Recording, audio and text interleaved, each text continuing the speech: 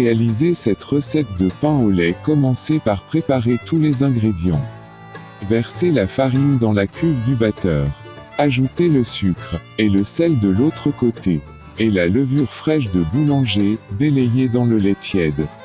Placez la cuve sur le batteur et commencez à mélanger. Ajoutez le lait tiède, incorporez enfin les œufs entiers et l'arôme de vanille, tout en continuant à pétrir la pâte jusqu'à l'obtention d'une boule ferme. Incorporez enfin le beurre ramolli coupé en parcelles. Pétrir la pâte jusqu'à ce qu'elle se détache des parois de la cuve.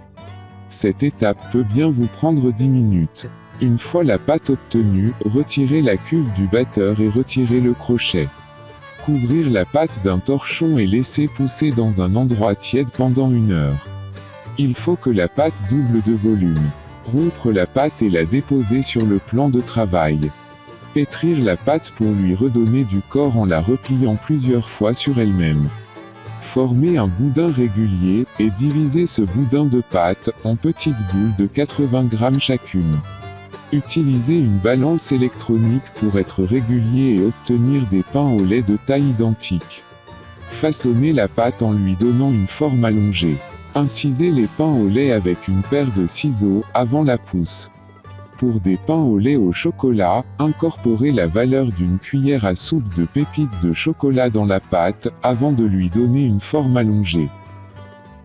Laissez pousser dans un endroit tiède pendant 30 à 45 minutes minimum. Une fois poussé, mélangez le jaune d'œuf avec une cuillère à soupe d'eau. Et passez cette dorure sur les pains au lait. Parsemez sur les pains au lait au chocolat quelques pépites de chocolat, puis sur les pains au lait nature, un petit peu de sucre en grains. Enfournez à 175 degrés, pendant 15 minutes. Pour des mini pains au lait, le temps de cuisson sera entre 10 et 12 minutes.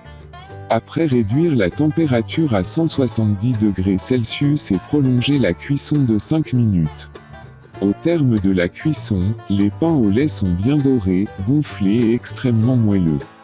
Les retirez du four et laissez refroidir avant de les manipuler. À la fin, je vous souhaite bon appétit sur Radio Zénith.